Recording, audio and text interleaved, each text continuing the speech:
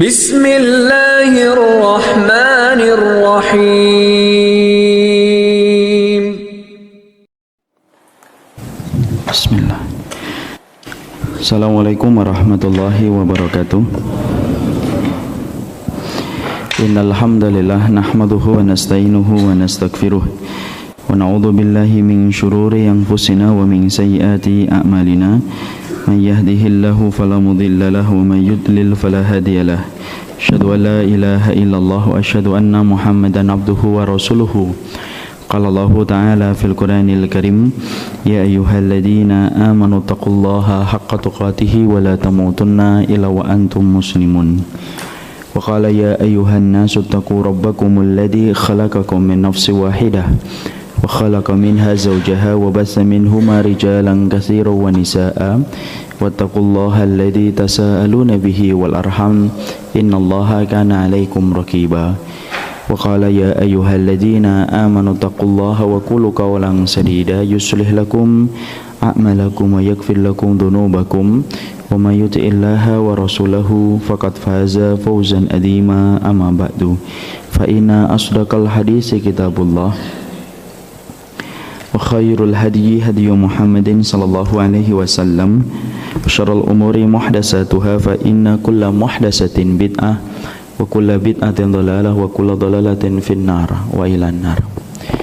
Jamaah yang semoga Allah rahmati dan Allah berkahi, alhamdulillah tentunya senantiasa kita bersyukur kepada Allah atas semua kenikmatan yang telah Allah berikan dan Allah limpahkan kepada kita selaku hambanya.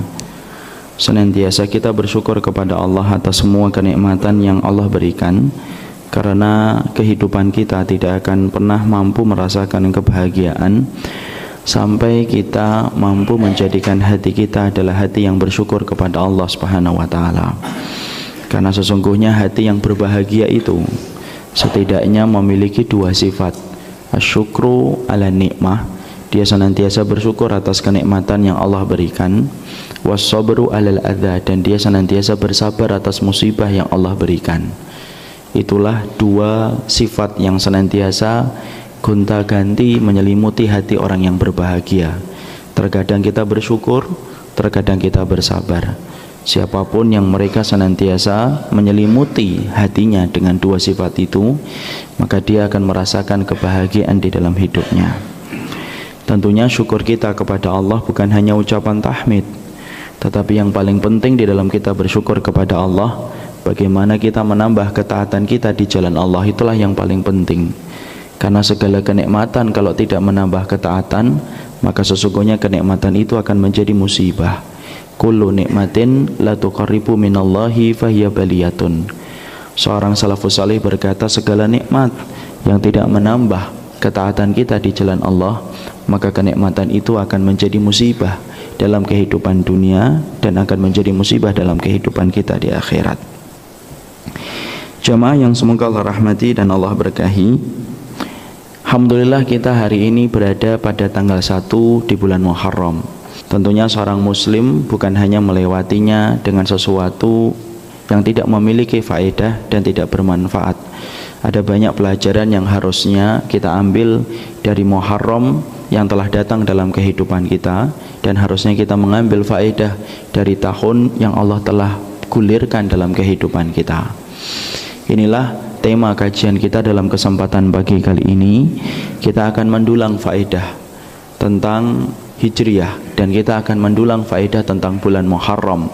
Karena sesungguhnya sering sekali berganti bulan dan berganti tahun, tetapi ternyata kita tidak mengetahui apa faedah dan apa yang kita dulang dari pergantian tahun ataupun pergantian bulan. Inilah saatnya bagi kita untuk menyibak segala macam faedah-faedah yang dimiliki oleh tanggalan Hijriyah, sekaligus pula kita memetik buah yang manis dari apa yang menjadi keutamaan di bulan Muharram. Karena orang mukmin yang cerdas adalah orang mukmin yang senantiasa mampu mengambil faedah dan mampu mendulang faedah, serta mereka mampu memetik buah yang manis dari setiap keutamaan yang Allah berikan kepada kita. Dan bulan Muharram itu salah satu keutamaan yang Allah berikan kepada kita. Sebelum kita membahas secara khusus, mungkin kita banyak bertanya, ataupun banyak di antara kita yang belum mengetahui kenapa penetapan Hijriah itu datang dalam kehidupan kita, bagaimana kronologi sampai datangnya penetapan Hijriah. Karena sesungguhnya kita dalam kehidupan dihadapkan kepada dua penanggalan. Penanggalan yang pertama adalah penanggalan Masihiyah, dari namanya saja sudah identik dengan agama lain. Yang kedua adalah penetapan Hijriah. Tetapi apalah daya, masyarakat kita terdominasi oleh penetapan Masihiyah, tetapi belum terbiasa dengan penetapan Hijriah. Sehingga ketika mereka belum terbiasa dengan penetapan Hijriah, perbedaan hari saja menimbulkan perpecahan, disebabkan karena belum terbiasanya kita menerima penetapan Hijriah. Oleh karenanya kita harus mengerti bagaimana kronologisnya penetapan Hijriah itu ditetapkan oleh kita, siapa yang menetapkan, dan bagaimana kita mendulang faedah dari penetapan Hijriah dalam kehidupan kita selaku orang yang beriman. Maka di dalam kitab dijelaskan bahwasannya bermula dari sebuah kejadian ketika Abu Musa al-Asy'ari radhiyallahu anhu, yang kala itu beliau menjabat sebagai gubernur di Basrah. Lalu kemudian beliau menerima surat dari Khalifah Umar bin Khattab radhiyallahu anhu. Jadi Umar bin Khattab sebagai Amirul Mukminin, maka beliau mengirimkan surat-surat perintah kepada setiap gubernur-gubernur yang menguasai wilayah-wilayah kaum muslimin. Kalau Bapak tahu, dulu wilayah kaum muslimin begitu luas, sampai setingkat kayak Irak disebutnya adalah, pemimpinnya adalah gubernur, karena itu adalah provinsi. Mesir itu juga disebut provinsi. Jadi kalau kemudian nanti tegak khilafah ala minhajin nubuwah di akhir zaman, yang akan diusung oleh Imam Mahdi dan para pengikutnya yang salih dari ahlu sunnah, maka mungkin Indonesia ini akan menjadi provinsi. Jadi pada saat itu gubernur di Basrah itu adalah Abu Musa al-Asy'ari. Abu Musa al-Asy'ari ini ketika mendapatkan surat-surat perintah yang datang dari Umar bin Khattab radhiyallahu anhu, maka beliau tidak mengetahui surat itu kapan beredarnya dan kapan harus dilaksanakan. Maka beliau kemudian mengatakan, innahu ya'tina minka kutubun laisa laha tarikhun. Maka kemudian ketika Abu Musa al-Asy'ari mendapatkan perintah-perintah itu tumpuk-tumpuk, karena kurir itu antara Madinah ke Basrah itu cukup jauh. Basrah itu berada di wilayah Irak. Maka kemudian kurirnya itu mungkin terlambat, sehingga kemudian surat-surat yang dikirim oleh Umar bin Khattab radhiyallahu anhu itu bertumpuk-tumpuk, sampai kemudian Abu Musa al-Asy'ari radhiyallahu anhu bingung, ini yang surat yang didahulukan yang mana ini? Lalu kemudian beliau menulis surat kembali, innahu ya'tina minka kutubun laisa fiha tarikhun. Telah datang kepada kami suratmu wahai Umar bin Khattab, di mana kami tidak mengetahui penanggalannya, kami tidak tahu mana yang lebih dulu dan mana yang lebih terakhir. Ya. Dalam satu riwayat yang lainnya, kemudian Abu Musa al-Asy'ari berkata, innahu ya'tina min amiril mu'minin kitabun falanadri ala ayyamin ala ayyin na'mal wa qad qara'na kitaban mahalluhu sya'ban falanadri ahwa alladhi nahnu fihi amil madhi. Dalam riwayat yang lain, maka kemudian Abu Musa al-Asy'ari berkata, telah sampai kepada kami surat dari Amirul Mukminin, tapi kami tidak ngerti apa yang harus kami lakukan terhadap surat tersebut. Ya. Maka ketika kami membaca salah satu surat yang dikirim di bulan Sya'ban, maka kami tidak tahu apakah itu Sya'ban tahun ini atau Sya'ban tahun yang lalu. Ya. Maka atas kejadian ini, maka kemudian Umar bin Khattab lalu kemudian dikirimkan surat oleh Abu Musa al-Asy'ari, maka yang menjadikan Umar bin Khattab lalu mengumpulkan para sahabat. Jadi kalau sudah menetapkan Hijriah, kita selalu terkenang dengan Abu Musa al-Asy'ari radhiyallahu anhu yang menulis sebuah surat menceritakan keluh kesah beliau ketika beliau mendapati surat perintah dari Amirul Mukminin Umar bin Khattab, dan beliau itu tidak pernah tahu kapan itu tanggal itu datang. Lalu kemudian inilah yang menjadikan para sahabat kemudian berkumpul, insyaallah ya. Jadi kalau kemudian seorang Abu Musa al-Asy'ari bingung berkeluh kesah jadi ilmu, kalau kita berkeluh kesah malah jadi beban orang lain. Jadi kemudian Amirul Mukminin mendapatkan keluhan dari Abu Musa al-Asy'ari. Keluhan ini menjadikan Amirul Mukminin mengumpulkan para sahabat. Inilah tawadhu'nya seorang Umar bin Khattab radhiyallahu anhu. Beliau tidak pernah menggunakan kekuatan iman yang menjadi kekuatan tunggal untuk menentukan segala perkara. Tapi beliau mengerti betul bahwasanya beliau itu hidup di zaman baiknya Islam, yaitu adalah para sahabat. Sehingga kemudian Umar bin Khattab mengumpulkan para sahabat. Maka ketika mengumpulkan seluruh para sahabat yang ada dan berada di kota Madinah yang belum berpencar-pencar, ingat, sesungguhnya para sahabat itu mereka berpencar-pencar. Ada yang ke Basrah, ada yang ke Kufah, ada yang ke Damaskus. Itu menunjukkan betapa besarnya semangat dakwahnya para sahabat, karena mereka itu ingin berpindah supaya menyebarkan Islam. Itulah para sahabat, kecintaan mereka kepada dakwah seiring dengan kecintaan mereka kepada Rasulullah, karena mereka ngerti mencintai Rasulullah itu salah satunya mendakwahkan apa yang didakwahkan oleh Rasulullah. Makanya kemudian para sahabat itu rata-rata kemudian mereka itu keluar dari kota Madinah untuk mendakwahkan. Ada yang ke Damaskus, ada yang ke Habasyah, ada yang ke Hijaz, ada yang kemudian ke Irak, karena untuk melanjutkan dakwahnya Rasulullah Sallallahu Alaihi Wasallam. Itulah kecintaan mereka. Para sahabat itu mereka rata-rata pindah sebelum umur 40. Kalau mereka sudah melewati angka 40, maka kemudian para sahabat tidak lagi mau berpindah-pindah. Kenapa para sahabat itu tidak lagi mau berpindah-pindah setelah umur 40? Karena mereka merasa betul sudah dekat dengan kematian. Jadi kayak bapak-bapak ini, harusnya saya materinya saya sampaikan 20 tahun yang lalu harusnya. Ini adalah orang yang mengerti betul betapa besarnya hikmah pada umur 40 tahun. Makanya kemudian Allah sebutkan angka 40 itu khusus di dalam surat Al-Ahqaf. 40 tahun itu disebutkan. Wa wassanal insana biwalidayhi ihsana hamalatu ummuhu kurha wa wada'athu kurha wa hamluhu wa fisaluhu arba'ina sanatan. Itu disebutkan di dalam ayat itu 40 tahun.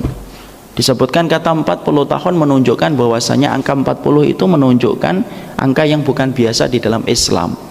Makanya Nabi itu diutus pada angka 40. Kapan-kapan mungkin harus dibahas apa rahasia dan misteri di balik angka 40 di dalam Al-Quran dan di dalam As-Sunnah. Dan itu yang diamalkan oleh para sahabat, sampai para sahabat mereka tidak mau pindah-pindah setelah umur 40 tahun.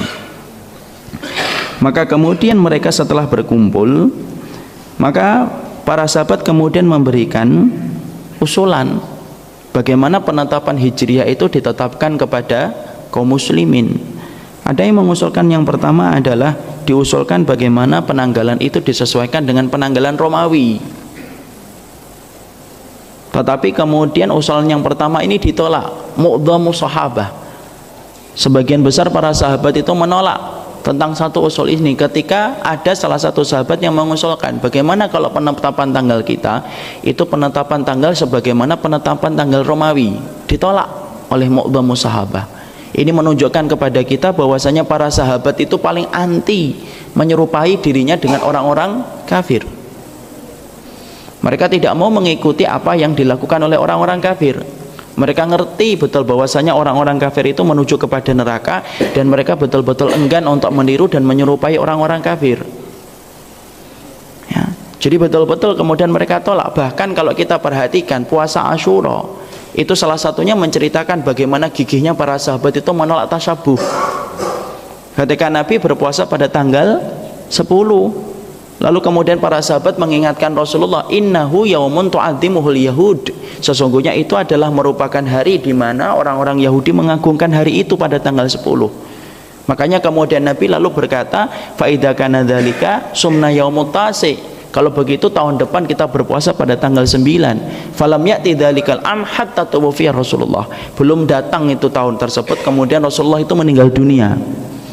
Jadi Masya Allah semangatnya para sahabat itu semangat untuk menyelisihi orang-orang ahlul kitab.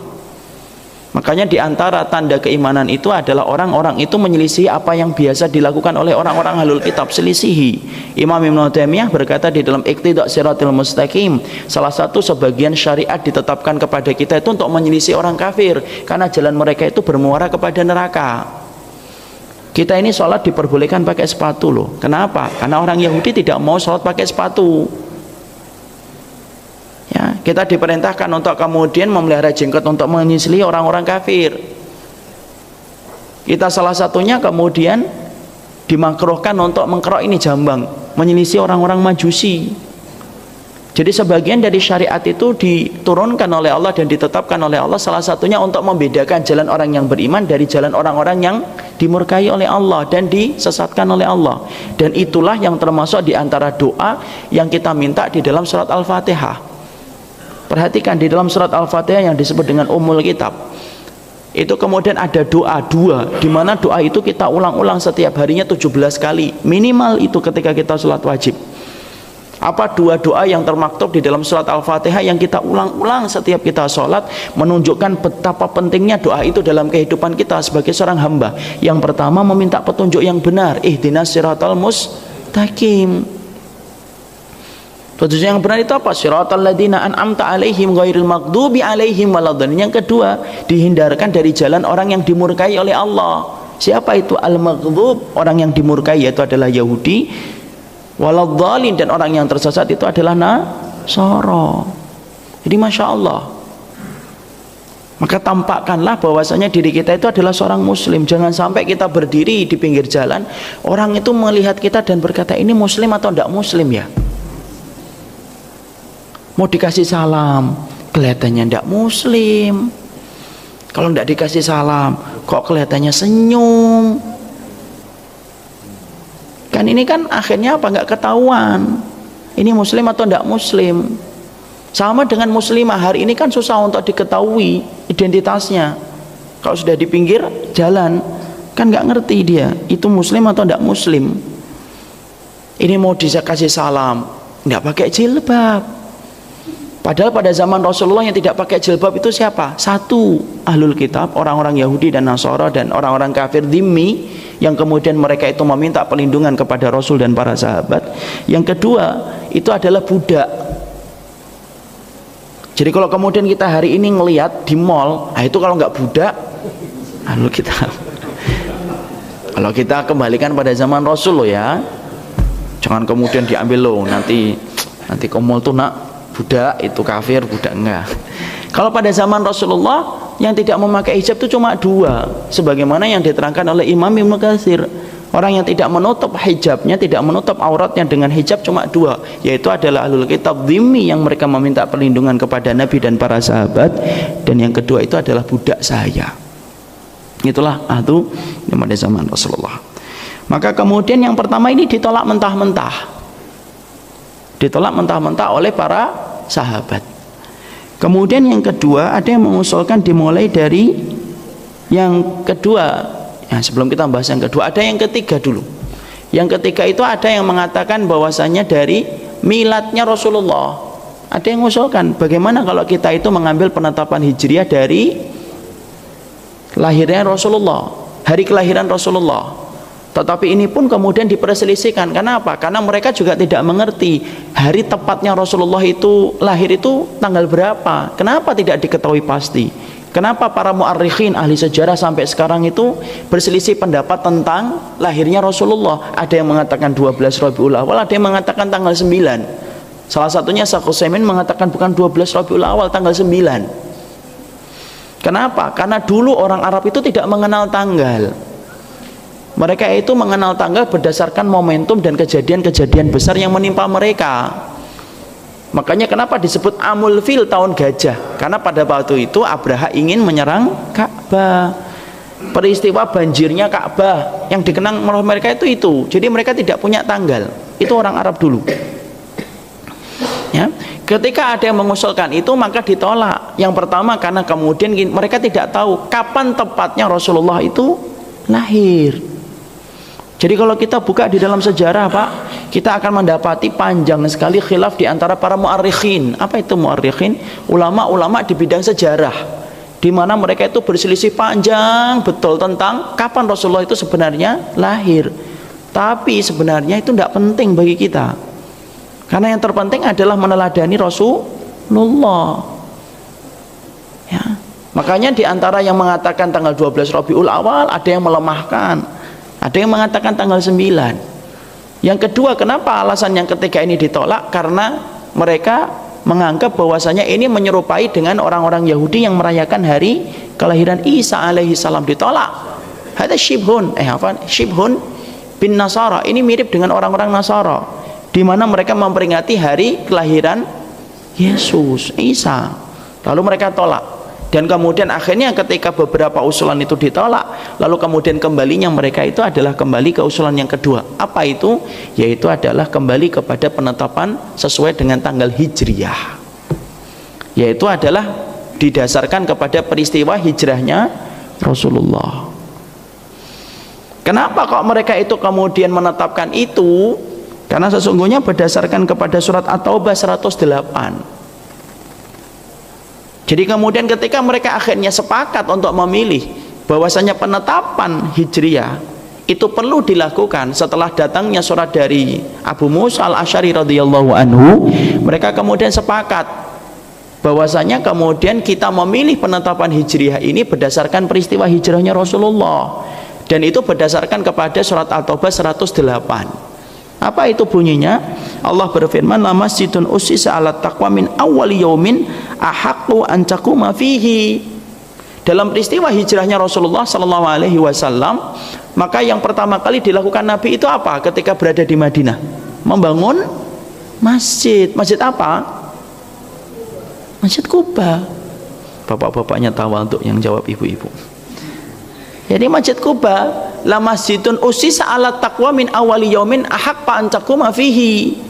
Maka kemudian Allah mensifati bagaimana mensifati Rasulullah ketika kemudian pertama kali beliau membangun Masjid Kuba berada di Madinah. Beliau, Allah mengatakan sesungguhnya masjid yang didirikan di atas takwa, yaitu adalah Masjid Kuba, sejak hari pertama, maka itulah yang lebih patut kamu sholat di dalamnya. Allah mengatakan min awwali yaumin, dari hari pertama, yaitu pertama kali ketika Nabi hijrah. Ini menunjukkan kepada kita juga pelajaran penting. Apa pelajaran penting? Sesungguhnya di antara pilar kekuatan umat itu kembali ke masjid. Makanya Rasulullah itu melakukan semua gerakan, semua perkara itu di masjid, sampai ngelatih para sahabat di dalam berperang itu dilakukan oleh Nabi pertama kali di masjid. Makanya sampai Imam Auza'i menerangkan salah satu cirinya para sahabat itu 5. Salah satunya adalah imaratul masajid. Mereka itu memakmurkan masjid. Betul-betul masjid itu menjadi pilar kekuatan umat yang sangat besar. Hari ini ketika kita ingin menggerakkan umat, itu pertama kali adalah kita gerakkan dulu masjid. Kita semarakkan masjid, kita jadikan masjid itu menjadi mercusuar bagi umat. Makanya dulu para sahabat itu mereka ngerti tentang keutamaan masjid, dan mereka ngerti kalau ketemu Nabi itu ya di masjid. Kalau mereka ingin mendapatkan kajian dari Rasulullah itu ya di masjid, kecuali ketika mereka safar. Dan ternyata yang pertama kali dilakukan Nabi ketika hijrah tidak mencari rumah untuk beliau, tapi mencari rumah untuk Allah. Jadi Rasulullah itu ketika pertama kali hijrah itu nggak harus kemudian nanya rumah yang disediakan untuk saya mana. Biasanya kan kalau kita safar baru sampai hotel langsung tanya kamarnya mana Pak saya. Ataupun ketika kita dakwah di kampung kita kemudian ditanya saya tidur di mana. Rasulullah enggak. Rasulullah itu pertama kali ketika beliau hijrah, maka kemudian yang dicari oleh beliau itu pertama kali adalah masjid, sampai Allah mengatakan min awwali yaumin ahaqqa an taquma fihi. Disitulah kamu itu masjid itu lebih baik untuk kamu berdiri di dalamnya. Jadi Masya Allah, mari kita kembalikan fungsi masjid. Kalau ada di antara bapak-bapak yang dipilih menjadi pengurus masjid itu bersyukur, jangan mundur. Kalau jabatan Masya Allah rame-rame orang itu antri, sampai kemudian pasang-pasang di pinggir jalan. Senyumnya ada yang mengis, ada yang kemudian hanya untuk mendapatkan jabatan. Tapi kemudian ketika di masjid, Masya Allah kita itu sering mundur, merasa berat. Iya memang berat, tapi pertolongan Allah pasti lebih besar kalau kita itu meniatkan karena Allah. Saya masih ingat sekali, ini cerita di luar ini Pak. Ini ada 2 teman saya lagi ngobrol ketika habis keluar dari kuliah, selesai kuliah. Ketika kemudian selesai kuliah, maka kemudian 2 ini ngobrol. Saya di belakangnya, antum sekarang kegiatannya apa? Saya apa ya, nggak ngapa-ngapain, ngajar ya, enggak sih. Teman saya ini nyelidik terus apa? Kok antum nggak mau cerita? Iya. Kemudian dia pelan-pelan yang satu jawab, saya hanya takmir masjid. Kemudian ketika teman saya yang satunya itu mendengar sebuah jawaban yang tampaknya merasa rendah dengan apa yang dia lakukan. Teman saya ini agak marah dan berkata, "Akhi, antum itu takmir masjid kok kelihatannya merasa rendah. Harusnya antum bangga. Banyak orang itu yang hanya menjaga rumahnya tok, padahal rumahnya itu akan ditinggal. Dan antum dipilih oleh Allah di antara puluhan orang atau ratusan ribu orang yang di Jakarta, dipilih oleh Allah untuk menjaga rumahnya Allah. Harusnya antum tuh gembira." Orang itu akhi hanya menjaga rumahnya tok, padahal rumah itu nanti ditinggal dan diwariskan kepada orang-orang yang dia miliki. Tapi antum menjaga rumahnya Allah, di mana rumahnya Allah itu akan senantiasa mendapatkan atau mendatangkan pahala untuk antum kalau antum itu berniat untuk memakmurkan masjid itu. Masya Allah, ucapan itu saya sampai sekarang itu masih terkenang-kenang. Lalu kemudian beliau itu menyebutkan ayat, "Qul bi fadlillahi wa bi rahmatihi fabidzalika falyafrahu wa khairum mimma yajma'un." Katakanlah dengan keutamaan yang datang dari Allah, rahmatnya yang datang dari Allah, fabidzalika harusnya dengan itu falyafrahu, kamu itu merasa gembira. Jadi kalau ada orang yang diberikan oleh Allah kesempatan untuk beriman dan beramal salih, kata Allah falyafrahu, itu loh yang harusnya menjadikan kamu itu bergembira. Huwa khairum mimma yajma'un, itu lebih baik daripada semua orang yang mengumpulkan hartanya. Ya. Jadi Masya Allah, memakmurkan masjid itu keutamanya besar Pak, menjaga rumahnya Allah. Kalau memang tidak bisa kita kemudian menjadi takmirnya karena sudah punya rumah dan punya tanggung jawab di dalam keluarga, setidaknya jadi pengurus, ikut serta di dalam memikirkan tentang rumahnya Allah, supaya rumahnya Allah itu menjadi mercusuar.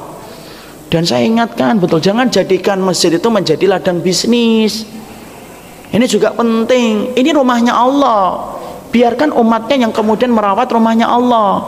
Hari ini kenapa saya ngomong kayak gitu? Hari ini saya mendapatkan banyak fakta di lapangan, masjid itu dijadikan tempat bisnis, di sampingnya menjadi tempat penyewaan pernikahan. Tidak apa-apa sebenarnya kalau syar'i. Ya kalau suara musik, sampingnya masjid, kadang-kadang kita sholat duhur belum selesai, tapi kemudian sudah ada suara musiknya. Ini rumahnya Allah loh. Ada hukum-hukum yang tidak bisa dilakukan di rumahnya Allah. Bapak mencari barang yang hilang di luar rumahnya Allah boleh, tapi di dalam masjid tidak boleh. Bapak berdagang, Allah itu puji orang yang berdagang, tapi jangan sekali-kali berdagang di masjid. Bapak ceritakan pengumuman tentang barang yang hilang boleh di luar, tapi kalau di dalam masjid jangan sekali-kali. Kemudian menguburkan orang yang kita cintai silakan di kuburan, tapi jangan dikuburkan di masjid. Itu hukum-hukum khusus yang berlaku untuk masjid. Sampai-sampai kemudian Allah itu memberlakukan hukum khusus di dalam masjid. Itu saja sudah menjadi perhatian, apalagi menjadikan masjid menjadi ladang bisnis. Ya tidak boleh.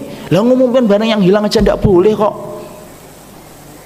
Ini juga menjadi perhatian kita. Mari kita kemudian jadikan masjid itu menjadi tonggak sejarah kekuatan Islam. Banyak masjid-masjid itu yang hari ini masih kosong, walaupun megah dibangun, kajian masih kosong, sepi. Padahal di antara hal yang dilakukan oleh Nabi pertama kali itu adalah membangun masjid. Ya, inilah kekuatan pilar umat itu dimulai di sini. Bahkan kalau bisa kita nyolahkan kader-kader dai itu dilahirkan di masjid. Kalau kita nggak bisa menyediakan sekolahan, mari kita galang dana untuk menyekolahkan anak-anak supaya anak-anak itu menjadi dai di masa mendatang. Pak, kebutuhan kita kepada dai itu besar loh. Kenapa? Pertama, pertumbuhan penduduk itu semakin besar. Yang kedua, anak-anak muda sekarang itu semakin tergerus dengan akidah. Dan yang ketiga, tantangan dakwah itu semakin berat. Ada Syiah yang semakin besar, orang kafir yang terus menggerogoti. Yang kita khawatirkan itu bukan diri kita tok, yang kita khawatirkan itu anak-anak kita nanti loh. Siapa akan belajar, kepada siapa dia akan berguru kalau kita nggak persiapkan kader mulai sekarang. Makanya sampai sekarang itu saya di Kemang itu ngumpulkan sama ibu-ibu, kita sekolahkan itu orang-orang pinter itu yang dari pondok, yang dari kalangan orang-orang fakir miskin. Kita sekolahkan itu ke Yaman, ada yang kita sekolahkan ke Sudan, ada yang kita sekolahkan di Mauritania. Bareng-bareng itu dikafil dan ditanggung bersama-sama. Kenapa saya kemudian mengajak semacam itu? Karena mereka itulah yang akan menggantikan kita-kita ini loh. Kalau kita sih alhamdulillah sudah belajar, sudah mulai ngerti, mulai meninggalkan yang salah. Anak-anak kita, mereka kan juga butuh hal yang benar. Nah kalau kemudian mereka tidak mendapatkan dai-dai yang berjalan di atas jalannya Allah sesuai dengan pemahaman Nabi, nah kepada siapa mereka itu akan menjadi benar? Dan ingat loh, Hal semacam itu betul-betul keutamaannya sangat besar sekali keutamaannya. Bapak ketika menyekolahkan anak satu saja, maka ketika anak itu menghafalkan Quran, ketika anak itu membaca, ketika anak itu murojaah hadis, maka selama itu pula, maka kemudian pahalanya itu akan ngalir kepada kita. Pahalanya ngalir terus kepada kita. Bapak dalam keadaan tidur, mandi, kencing, yang di sana lagi belajar, ngalir pahalanya. Bukankah Rasulullah sallallahu alaihi wasallam mengatakan, li an asira fi masirati akhi ahabba ilayya min an atakifa fi masjidi hadza sahron. Sesungguhnya saya itu membantu saudaraku dalam kebutuhannya selama 1 hari, lebih aku cintai daripada aku itikaf di masjidku ini selama 1 bulan. Kalau kita membantu duniawinya saja 1 hari, itu lebih dicintai Nabi daripada itikaf selama 1 bulan, apalagi membantu urusan akhiratnya. Ini makanya kalau kita itu beribadah, jangan hanya mengandalkan sholat kita tok, jangan hanya mengandalkan dzikir kita saja. Kenapa? Berapa banyak sholat kita itu yang tidak khusyuk, berapa banyak dzikir kita itu yang terkadang dzikir tetapi hatinya itu mikir dunia, tidak mikir kepada Allah. Makanya kita harus berpikir, amalan apa yang paling cepat bisa menaikkan dalam tanda kutip karir kita di hadapan Allah. Di antara amalan yang paling cepat menaikkan karir kita di hadapan Allah, yaitu adalah orang yang membantu saudaranya dalam urusan akhirat dan urusan dunia. Itu lebih utama daripada itikaf selama 1 bulan kalau kita membantunya 1 hari. Apalagi ketika kita membantu mereka selama 4 tahun belajar sampai selesai kuliah. Coba bayangkan berapa besarnya keutamaan yang didapatkan. Mereka pulang akan menjadi dai, mereka berdakwah. Setiap mereka berdakwah kita mendapatkan pahala, mereka berdakwah mendapatkan pahala kita. Marilah kita itu berpikir cerdas, menginvestasikan amal kita itu di tempat-tempat yang paling Allah cintai. Umur kita pendek, makanya kita harus cerdas di dalam kita beramal. Bukan berarti orang yang sholat dzikir saja tidak kemudian menjadi tidak cerdas. Enggak, itu juga utama, wajib untuk dilakukan. Tapi tabung-tabunglah investasi yang banyak di hadapan Allah. Salah satunya adalah memikirkan tentang manfaat akhirat untuk orang lain. Dan itu kalau bisa itu dimobilisasi di masjid. Kita berpikir nih, apa ini tantangan di masyarakat, semuanya dilakukan di masjid. Nabi apapun itu dilakukan di masjid. Bapak kalau lihat nanti kapan-kapan kita bahas masjid dalam pandangan sunnah. Bagaimana Rasulullah itu sampai ngajarin jihad aja di masjid, menerangkan tentang kesesatan ahlul kitab Yahudi dan Nasara dilakukan di masjid. Makanya pantas Nabi ketika hijrah pertama kali yang dicari itu adalah masjid. Dia tidak mau pedulikan rumahnya untuk beliau sendiri. Masya Allah, ini menunjukkan betapa Rasulullah itu betul-betul mengemban dakwah dengan amanah. La masjidun usisa ala taqwa min awwal yaumin ahaqqa an taquma fihi. Dan itu adalah masjid yang dibangun atas ketakwaan dari hari pertama, yang mana kamu itu lebih berhak untuk berdiri di dalamnya. Dari kata min awwali yaumin inilah yang kemudian menjadikan para sahabat akhirnya mereka betul-betul menjadikan itu menjadi tonggak sejarah dilaksanakannya peristiwa hijrah. Ya. Maka kemudian dikatakan oleh Imam Ibnu Hajar, sesungguhnya surat At-Taubah ayat yang ke 108, linani minal ma'lum annahu laisa awwalul ayyamin mutlaq fa innahu udhifa min. Ini menunjukkan bahwasannya para sahabat mereka sepakat dari surat At-Taubah 108 untuk menjadikan itu menjadi hari tonggak sejarah, yaitu ditetapkannya penetapan hijriyah. Jadi disinilah kita mengetahui betapa keputusan para sahabat itu selalu keputusan yang tidak pernah jauh dari kitabullah, tidak pernah jauh dari sunnah. Ya. Indahnya apabila kita itu bersama dengan orang-orang yang mengerti tentang kitabullah dan sunnah. Sampai kemudian ketika menetapkan hijriyah saja, mereka itu langsung ngerti, nyantelnya itu surat At-Taubah 108. Coba kalau kita yang bermusyawarah, ayo kita menetapkan ya penetapan, dalilnya apa ya? Pasti bingung. Saya pertama kali membaca, Masya Allah ya, dulu ketika membaca tentang menetapkan hijriyah 108, saya langsung menangkap satu saja, betapa dalamnya ilmu para sahabat. Sampai ketika menetapkan hijriyah itu langsung ngerti ayatnya yang paling relevan dengan peristiwa itu apa. Makanya pantas kalau kemudian Abdullah bin Mas'ud mengatakan kepada kita tentang para sahabat bahwasanya a'maquha ilman wa aqalluha taqallufan wa akhlasuha qalban. Para sahabat itu orang yang paling ikhlas hatinya, paling sedikit beban hidupnya, dan paling dalam ilmunya itu para sahabat. Coba Bapak, kalau kemudian kita kumpul Pak, ayo kita netapkan tanggal. Dalilnya apa ya? Mungkin nggak akan pernah keluar itu dalil, karena kemudian kita tidak memahami agama dengan betul-betul matang. Beda dengan para sahabat, keluar itu dalilnya surat At-Taubah 108. Ya. Jadi disitulah kemudian yang menjadi bahwasannya alasan para sahabat untuk memilih peristiwa hijrah itu menjadi peristiwa ditetapkannya hijriah. Maka Imam Ibnu Hajar lalu menyebutkan ya, bahwasanya li'anal maulid wal mab'as la yakhlu wahidun minhum minan niza' fi ta'yini sanah. Ya. Lalu kemudian Imam Ibnu Hajar menyebutkan kenapa para sahabat itu menolak ditetapkannya hijriah itu berdasarkan kepada hari kelahiran Rasulullah. Maka kemudian sebagaimana yang tadi saya sebutkan, ini saya hanya sebutkan dalilnya. Imam Ibnu Hajar menyatakan sesungguhnya penolakan hijriyah berdasarkan kepada tahun kelahiran dan tahun diutusnya Nabi untuk berdakwah itu tidak lepas karena perdebatan yang cukup panjang di antara para sahabat. Kapan sih Rasulullah itu diutus dakwah dan kapan Rasulullah itu sebenarnya lahir? Dan ketika khusus dalam permasalahan opsi di dalam kelahiran Rasulullah, mereka juga menolak bukan hanya karena perdebatan kapan Rasulullah itu lahir, tetapi juga berdasarkan kepada menyerupai orang-orang Nasara. Ya. Lalu kemudian setelah kita mengetahui itu, kemudian kita mungkin bertanya, lalu kenapa yang pertama kali itu dijadikan bulan pertama kali itu bulan Muharram? Kenapa enggak Safar?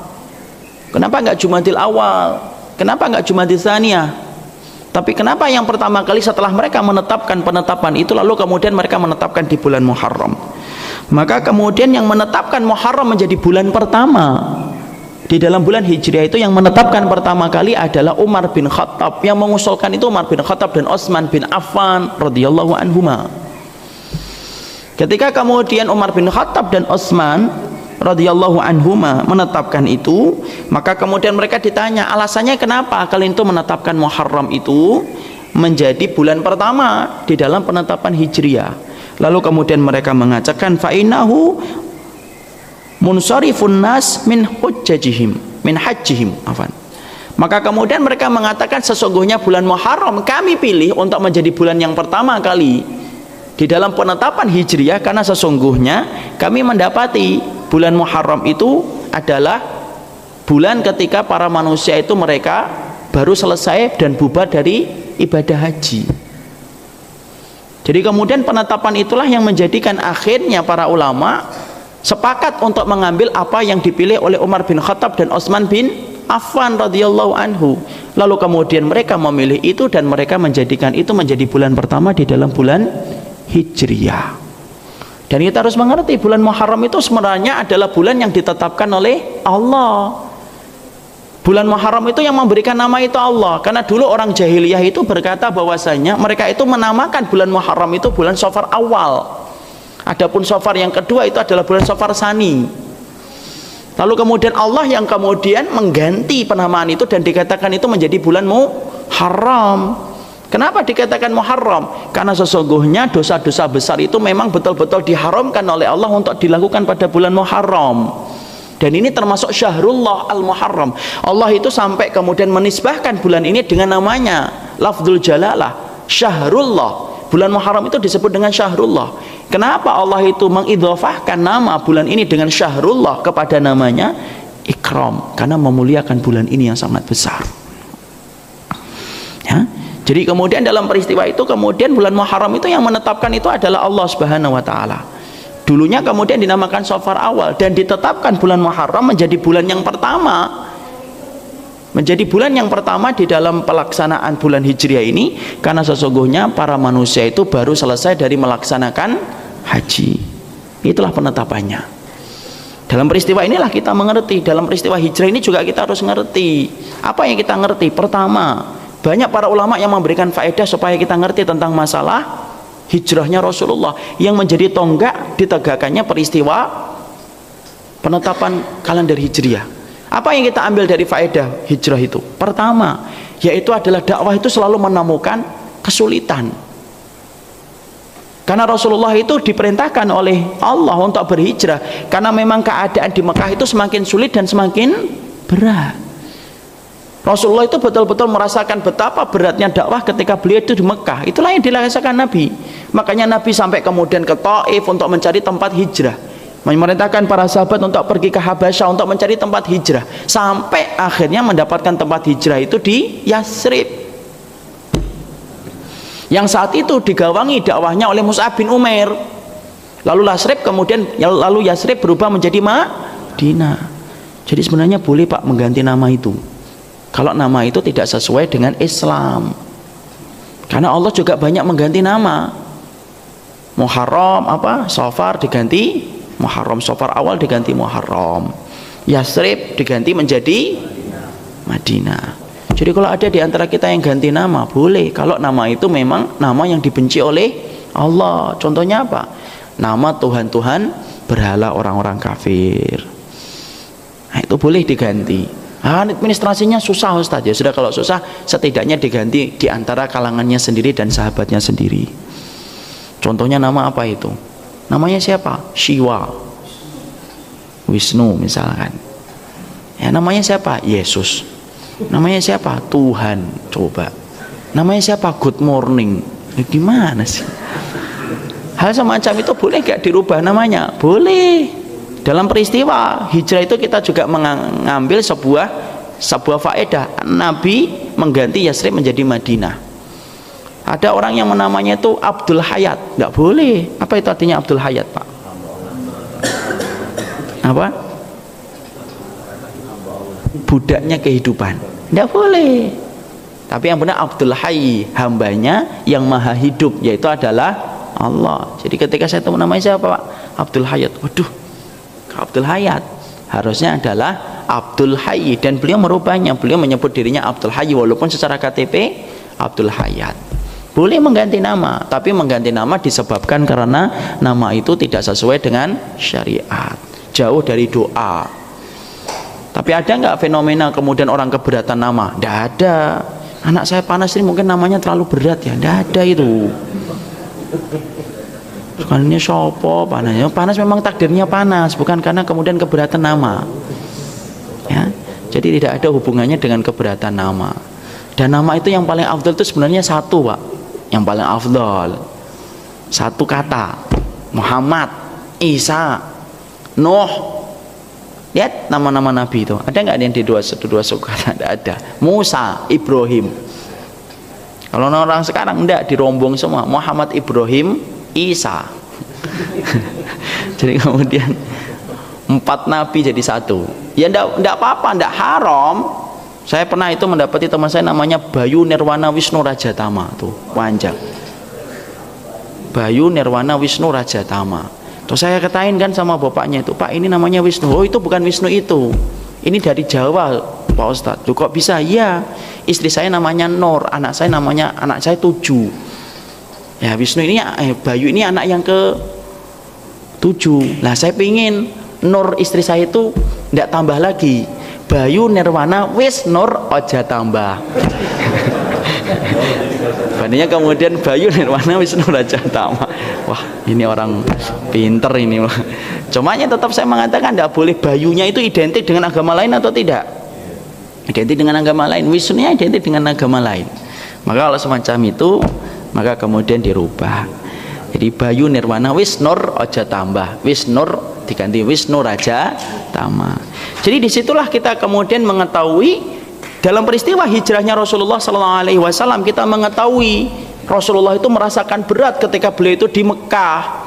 Beliau baru merasakan manisnya dalam dakwah itu ketika beliau sudah pindah ke Yasrib.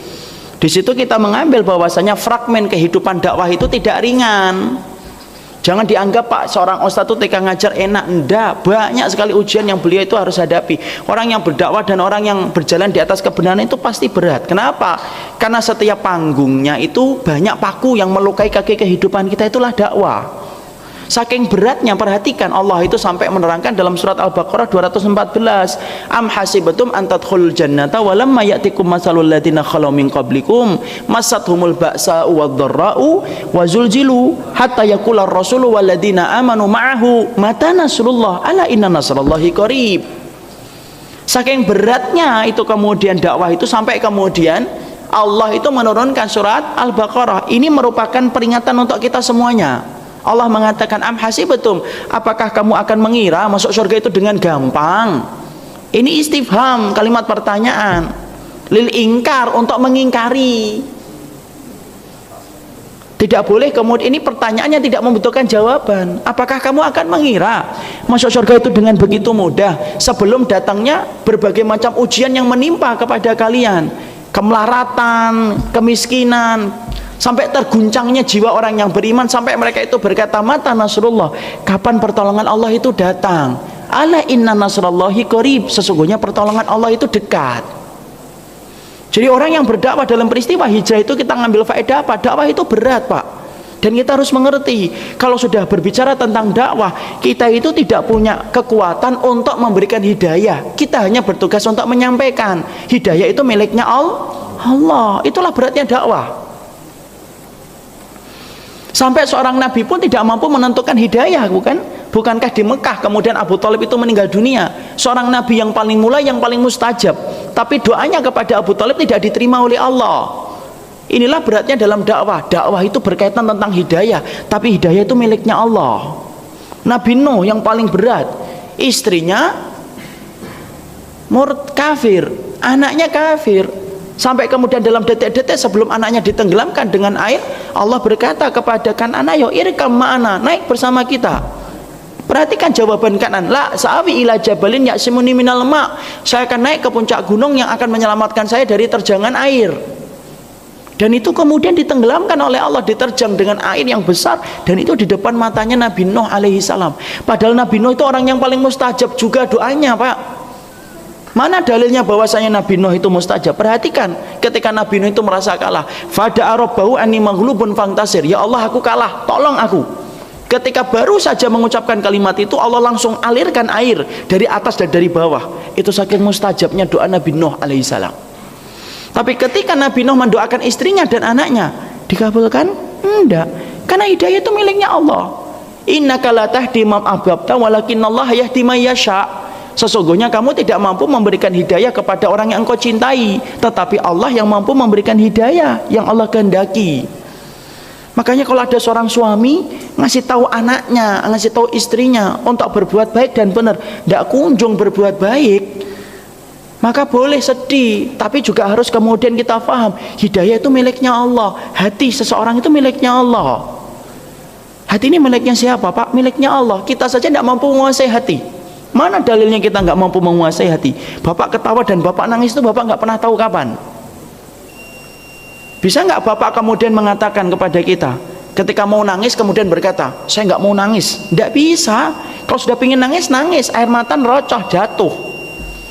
Kalau pengen ketawa, ketawa. Kenapa? Yang menjadikan kita menangis dan tertawa itu siapa? Allah. Lah kalau kita aja tidak mampu menguasai hati, apalagi menguasai hati orang lain. Jangan kemudian merasa superior bahwasanya kita itu mampu untuk memberikan hidayah kepada setiap orang. Bukan kita, tapi Allah jualah yang memberikan itu. Jadi kalau kita ngelihat ada seseorang, kok istrinya gitu ya, jangan salahkan suaminya. Kadang-kadang kita itu pemikirannya kan pendek. Oh, suaminya nggak ngajarin tuh. Apa kamu tahu? Mungkin suaminya sudah ngajarin, tapi yang namanya hidayah. Makanya kita kadang-kadang lihat ada anaknya, Ustadz kok nakal ya? Ustadznya itu benar nggak sih ngajarin anak? Mungkin ustadznya sudah ngajarin, tapi fitrahnya anak itu memang mungkin menjadi musuh untuk orang tuanya. Mau apa? Dulu saya ketika masih di pondok sering heran, lu kok ada anaknya ustadz nakal ya? Karena kalau di pondok rata-rata anak ustadz itu malah nakal. Lah anak muda pikirnya, oh anak ustadz ini mungkin ustadznya nggak ngajarin. Enggak, saya baru tahu itu salah. Ustadznya pasti ngajarin, cuma masalahnya hati anaknya ustadz itu miliknya Allah. Seorang ayah itu hanya bisa memberikan kebaikan, tetapi tidak bisa menentukan. Kita kadang-kadang lihat ada seorang ikhwan, orangnya ngaji, sunahnya sudah kenceng, tapi ternyata istrinya belum pakai jilbab. Kadang-kadang kita nyalain, antum ngaji terus istri antum masih kayak gitu. Jangan gitu akhi. Mungkin dia sudah ngasih tahu terus-terusan, antum nggak ngerti beratnya dia ketika ngasih tahu istrinya. Tapi kalau istrinya mengatakan nggak mau pakai jilbab saya, nanti aja, terus gimana? Memang bisa seorang suami memaksakan? Yang bisa dia lakukan hanyalah kemudian berpisah kalau sudah tidak bisa diperintahkan dalam ketaatan. Ini saya ingin sampaikan supaya kita tidak mudah menghakimi orang lain ketika ada satu keburukan yang kita lihat dari yang dia miliki. Kalau kita semacam itu Pak, kita pasti akan menghardik dan menghujat Nabi Nuh kalau Nabi Nuh itu tinggal bersama kita. Mungkin kita akan mengatakan, Nuh, ngajarin kami, anakmu dan istrimu dulu itu loh ajarin. Mungkin kita akan gitu. Ya enggak kira-kira? Kalau kita terbiasa dengan pemikiran kayak gitu tadi, mungkin kalau kita menjadi umatnya Nabi Nuh, kita juga menolak Nabi Nuh. Gara-garanya apa? Melihat istrinya dan anaknya kayak gitu. Enggak usah banyak dakwah deh. Ajarin dulu itu anakmu. Kalau sudah benar baru ngajarin kami. Mungkin dia sudah ngajarin, tapi miliknya hidayah itu miliknya Allah. Ya, jadi dalam peristiwa itu kita mengambil satu pelajaran. Dalam peristiwa hijrah itu kemudian ada peristiwa beratnya dakwahnya Rasulullah Sallallahu Alaihi Wasallam. Jadi kalau antum nanti ngurusin masjid, kau mendapati banyak masalah, itulah fitrahnya. Kenapa? Ngurusin masjid itu bagian dari dakwah. Banyak orang yang pingin menyampaikan sesuatu, dengarkanlah, tampung dengan sikap yang bijak dan akhlak yang baik. Tapi kita harus ingat, tidak kita bisa memuaskan setiap orang. Itu yang penting. Dakwah itu tidak bermaksud untuk memuaskan setiap orang, Pak. Dan indahnya dakwah itu apa? Di balik beratnya dakwah. Dakwah itu dinilai oleh Allah karena keikhlasan, bukan karena banyaknya orang. Itu indahnya dakwah. Allah itu menjadikan dakwah itu berat. Kaulan sakila. Kaulan sakila itu perkataan berat. Para ulama tafsir mengatakan itu dakwah. Tapi yang paling indah dalam dakwah itu apa? Dakwah itu tidak ditentukan oleh Allah pahalanya berdasarkan kepada pengikut yang banyak, tapi berdasarkan kepada keikhlasan orang yang menyampaikan. Inilah indahnya dakwah. Dan antum tidak pernah terbebani dengan hasil. Allah itu ketika membebani kita dakwah sebagaimana dakwahnya Nabi, Allah tidak membebani kita hasil. Mungkin bisa jadi 1 orang kita dapatkan, tapi lebih baik daripada orang yang mampu memberikan hidayah 100 orang. Kenapa? Orang itu terkena riak ketika dia berdakwah. Adapun yang 1 orang, dia mungkin ikhlas di hadapan Allah. Makanya sering saya sampaikan di kajian, mungkin para ustadz di sini itu banyak kajiannya, banyak orang yang hadir. Tapi mungkin saja orang yang di hutan-hutan yang nemenin itu suku-suku di pedalaman ngajarin abatasa, harus menempuh perjalanan 10-15 kilo naik sepeda, mungkin saja mereka lebih mulia di hadapan Allah karena keikhlasan mereka. Dan dakwah itu dinilai oleh Allah karena keikhlasan. Kalau ternyata kita berdakwah belum mendapatkan hasil, bukan berarti kamu itu gagal dakwah. Enggak sama sekali. Allah itu menilai hati kita. Mau dakwah itu memang bermacam-macam kok. Nabi saja mengatakan ada seorang nabi itu diikuti cuma 1 orang. Coba, padahal nabi. Ikhlas atau tidak ikhlas? Mau dijadikan nabi itu ya pasti ikhlas. Bahkan Nabi mengatakan laisa ma'ahur rahad. Bahkan saya pernah lihat dalam satu petunjuk yang diperlihatkan oleh Allah, saya melihat seorang nabi itu dakwah seumur hidupnya tidak dapat pengikut. Coba Pak, kalau 2 itu masih mending, walaupun yang 1 tidur, yang 1 kamar mandi, itu masih mending. Ini Nabi mengatakan walaisa ma'ahur rahad. Ada orang yang berdakwah itu tidak ada satupun yang ngikutin dia. Dia berdakwah seumur hidupnya sampai mati sendirian. Coba Pak. Makanya kemudian Nabi ketika diminta oleh Sauban radhiyallahu anhu, Nabi itu kemudian marah. Apa yang dikatakan Sauban? Ya Rasulullah, ala tastansiru lana wala tat'ulana. Ya Rasulullah, apakah kamu tidak mintakan pertolongan kepada Allah dan berdoa kepada Allah supaya kita itu menang? Karena Sauban saat itu merasakan beratnya kehidupan di Mekah. Sauban datang kepada Nabi dan ngomong kayak gini, kenapa? Tahu Nabi itu mustajab doanya. Maka apa yang dikatakan oleh Rasulullah kepada Sauban ketika Sauban itu tidak sabar dan minta supaya dikasih pertolongan cepat? Rasulullah berkata, ala hal asarajulun fi man kana qablakum yughfaru lahu fil ardi fabaqiya ra'suhu fayadau ala ra'sihi bil minsyari fayushaqqu bi isnataini faman yasudduhu dalika an danihi. Sauban, sini kamu. Marah Rasulullah, dan kemarahan Rasulullah itu tampak dari wajahnya beliau yang pemerah-merahan. Kamu itu ngerti enggak sih? Ada orang sebelum kita diuji oleh Allah dengan ujian yang begitu berat, ditaruh dia di dalam tanah, dimasukkan dalam lubang, disisakan kepalanya, diletakkan gergaji di atas kepalanya, lalu dibelah kepalanya menjadi 2, itu pun tidak mengendorkan dia di dalam agama yang dia yakini. Kamu baru kayak gini harus minta pertolongan sama Allah. Sauban diem. Itulah dakwah. Ini yang kita ambil dari pelajaran ini. Dari peristiwa hijrah yang menjadi tonggak sejarahnya peristiwa hijriyah. Bahwasanya dakwah itu berat. Jadi kalau Bapak berdakwah itu jangan pernah mengharapkan hasil, Pak. Sama dengan belajar. Bapak kalau belajar bahasa Arab itu jangan mengharapkan hasil. Tapi betul-betul ikhtiar. Berapa banyak orang yang belajar bahasa Arab gagal terus. Pertama kali dibuka 100 orang. 6 bulan tinggal 3 orang. Kenapa? Karena merasa bingung, fa'ala yaf'ulu itu apa? Ada fa'lan wa maf'alan. Karena sering saya ingatkan kepada orang yang belajar kayak gitu, dulu ketika masih ngajar bahasa Arab, saya ngomong, Pak, kalau belajar bahasa Arab itu jangan karena hasil. Kalau karena hasil, Abu Jahal itu lebih mulia daripada Bapak, karena pintar bahasa Arab dari kecil.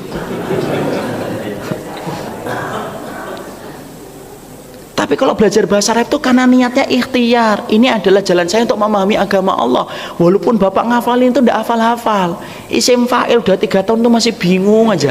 Fa'il itu yang mana ya Ustadz ya? Itu karena kemudian kita mengharapkan hasil. Tidak boleh mengharapkan hasil. Dakwah, belajar itu mengharapkan ridhanya Allah. Kalaupun Allah itu kemudian memberikan kita hasil, syukuri. Kalau kemudian Allah menyulitkan hasil untuk kita, berarti Allah itu memberikan pintu kesabaran supaya pahalanya lebih besar. Nah, kalau semuanya dimudahkan untuk kita, dari mana kita akan memperoleh pahala kesabaran? Kalau semuanya itu gampang dalam hidup kita. Justru ketika Allah sulitkan itu kita mendapatkan pahala kesabaran. Itulah dakwah. Yang kedua yang kemudian kita potret dari peristiwa hijrahnya Rasulullah itu apa? Pertolongan Allah. Pertolongan Allah itu selalu datang. Ya? Dan sesungguhnya Allah itu sudah menjanjikan pertolongan. Allah itu mewajibkan dirinya untuk menolong. Wa kana haqqan alaina nasrul mu'minin. Dan telah menjadi kewajiban bagi kita itu menolong orang mukmin. Seberat apapun ujian yang dirasakan oleh orang yang beriman itu pasti Allah kasih pertolongan. Cuma satu, Pak. Kalau membicarakan pertolongan Allah itu, Allah itu yang tahu kapan pertolongan itu diturunkan, bukan kita. Kita kan pengennya pertolongan itu, ya Allah kasih aku pertolongan di akhir bulan ya, jangan di bulan depan. Tidak bisa. Pertolongan Allah itu Allah yang tahu. Tapi pertolongan Allah itu pasti datang. Kenapa? Kalau Allah sudah berjanji, bahkan Allah itu mengatakan wa kana haqqan alaina, itu artinya apa? Menjadi kewajiban kami. Itu berarti Allah itu tidak mungkin janji aja tidak diselisihi, kok apalagi kewajiban Allah. Kewajiban bagi kami itu nolong orang mukmin. Cuma masalahnya adalah yang kita harus pahami adalah Allah itu memberikan pertolongan sesuai dengan ilmu dan waktu yang Allah ketahui terbaik untuk kita. Tapi pasti ada pertolongan. Kapan biasanya orang itu akan diberikan pertolongan oleh Allah? Justru di tengah-tengah puncak-puncaknya dia butuh kepada Allah, saat itu pertolongan Allah itu datang. Coba kita lihat dakwahnya Rasulullah, puncak-puncaknya ada, puncak-puncaknya siksa orang-orang musyrikun, datang pertolongan oleh Allah dengan hijrah. Kita lihat Nabi Musa ketika diperintahkan oleh Allah malam itu kalian keluar dari Mesir. Keluar itu Musa dengan seluruh pengikutnya. Pagi harinya Firaun itu mengetahui kosong Yahudi itu, langsung kemudian dikejar. Di depannya tiba-tiba Musa itu lautan, di belakangnya itu tentara Firaun. Nabi Musa tahu nggak kalau lautan itu akan berubah menjadi daratan? Tidak tahu. Sepersekian detik sebelumnya aja tidak tahu. Pasrah dia, ya Allah ini gimana ini? Lalu kemudian Allah perintahkan untuk memukulkan tongkat, lautan itu menjadi daratan. Detik-detik terakhir ketika sudah pasrah sama Allah, di situ Allah dikasih pertolongan. Perhatikan pula ketika Nabi Ismail kemudian bertemu dengan Nabi Ibrahim dan mengatakannya, ya bunaya ini arafil manam anni adbahuka. Ini arafil manam, sesungguhnya aku melihatmu di dalam mimpiku, aku itu diperintahkan untuk menyembelih dirimu. Silakan. Falamma aslama. Jadi ketika kemudian Nabi Ismail sudah menyandarkan pipinya di atas, pelipisnya itu di atas batu, pasrah dia. Apakah Nabi Ismail itu tahu kalau kemudian pisau yang dipakai oleh Nabi Ibrahim itu akan berubah menjadi tumpul dan dia akan diganti domba? Tidak tahu. Pasrah, aslama, dua-duanya itu pasrah. Nabi Ibrahim akan kehilangan anak, Ismail akan kehilangan nyawa. Coba. Tapi saat itulah pertolongan Allah datang, diganti itu kemudian Ismail dengan domba yang gemuk. Nabi Ibrahim ketika diuji oleh Allah dengan ujian yang berat ketika akan dibakar api, apakah Nabi Ibrahim itu tahu api itu akan menjadi dingin? Enggak. Di situ kita memahami apa? Segala kebenaran itu pasti ditolong oleh Allah. Cuma yang Allah minta dari kita itu apa? Sabar. Dan biasanya ketika kita puncak-puncak pasrah itu, Justru pertolongan Allah itu datang. Jadi pertolongan Allah itu datang di waktu yang tidak pernah kita duga, tapi pertolongan Allah itu selalu datang di saat-saat yang tidak pernah diduga oleh kita. Dan itulah yang kemudian dirasakan oleh Nabi. Dan ingat, pertolongan Allah itu tidak selalu dengan apa yang kita sangka baik. Kita itu selalu menyangka pertolongan Allah itu berarti menang. Enggak. Kadang-kadang pertolongan Allah itu datang dari satu perkara yang kita itu sebenarnya tidak menduga kalau itu pertolongan Allah. Contohnya apa? Sabar. Dikasih Allah sabar. Istiqomah, itu pertolongan Allah. Kenapa ya orang mukmin nggak dikasih pertolongan? Kata siapa? Dikasih pertolongan mungkin dengan sikap sabar dan istiqomahnya mereka. Sebagaimana Nabi diperintahkan oleh Allah hijrah. Hijrah itu kan identik dengan kekalahan, Pak. Ya atau tidak? Mau harus meninggalkan rumah kok. Dan rumah itu ditinggalkan beserta dengan isi-isinya. Tapi ternyata pertolongan Allah atau tidak? Pertolongan Allah itu hijrah. Jadi yang kemudian kita pahami di situ adalah yang kedua, yaitu adalah pertolongan Allah itu datang kepada orang yang beriman. Yang ketiga dalam peristiwa hijrah yang kita ambil pelajaran itu apa? Peristiwa orang-orang yang mereka itu cinta kepada dunia lebih besar daripada cinta mereka kepada Allah. Kenapa? Karena ternyata dalam peristiwa hijrahnya Nabi tidak semua orang itu hijrah.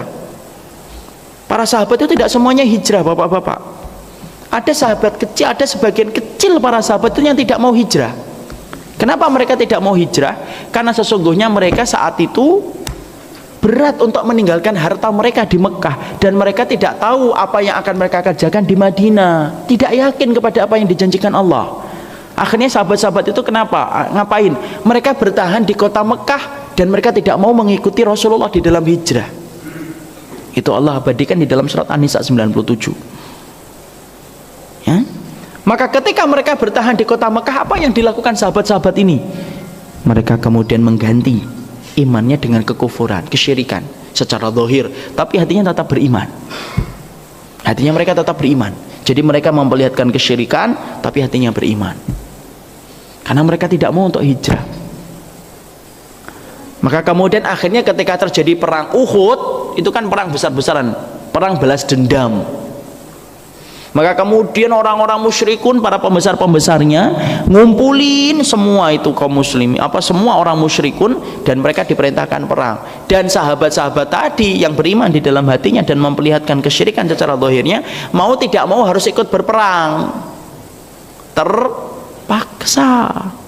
Maka ketika terjadi peperangan Al-Furqan, yaitu adalah perang Uhud, itu pembeda antaranya hak dan yang batil, yang terjadi adalah mereka tewas, mereka meninggal, tapi di barisan kaum musyrikun.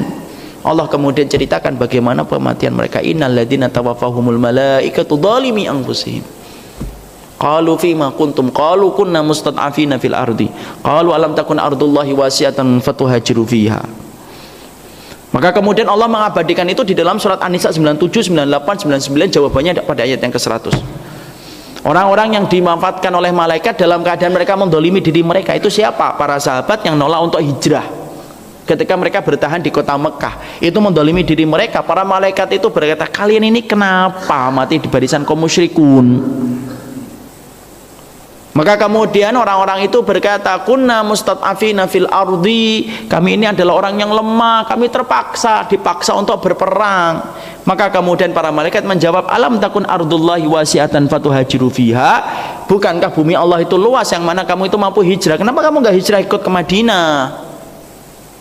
Dan mereka disiksa oleh Allah dengan kelakuan mereka itu. Jadi di sini kita memahami pula dalam peristiwa hijrah itu apa? Dalam peristiwa hijrah ini kita mengetahui tentang ada orang yang gagal untuk mengamalkan kebenaran karena cinta mereka kepada dunia. Makanya Imam Ibnu Qayyim sampai menyebutkan salah satu penyakit yang menyebabkan orang itu meninggalkan kebenaran itu apa? Yaitu adalah cinta kepada dunia. Orang itu sebenarnya paham ini yang benar, ini salah, yang saya lakukan itu salah. Tapi kenapa dia tetap melakukan? Karena cinta sama dunia. Maaf kata Pak, perempuan-perempuan yang mereka itu memperlihatkan aurat di foto, di kolam renang, di pantai, sebenarnya dalam hatinya itu tahu nggak itu salah? Tahu. Fitrahnya manusia itu berjalan di atas ketaatan kok. Hati kecilnya orang itu berjalan di atas ketaatan. Tapi kenapa mereka tetap berjalan itu? Karena mereka lebih mendahulukan dan mengutamakan dunia. Itu yang menjadikan akhirnya kemudian mereka gagal mengambil kebenaran. Dan itu terjadi dalam peristiwa hijrah. Makanya kemudian betul lah yang dikatakan oleh Nabi, Allahumma la taj'alid dunya akbaru hammina. Ya Allah, jangan engkau jadikan dunia itu menjadi obsesi terbesar dalam kehidupan kami. Takutnya para sahabat itu untuk menjadikan dunia itu obsesi terbesar dalam kehidupan mereka. Kenapa? Dunia itu gigit, Pak. Dan dia itu ibaratnya kayak air laut yang asin. Semakin banyak diminum, semakin kita haus. Kita ini harusnya belajar dari tukang ojek yang pernah saya ikuti, Pak.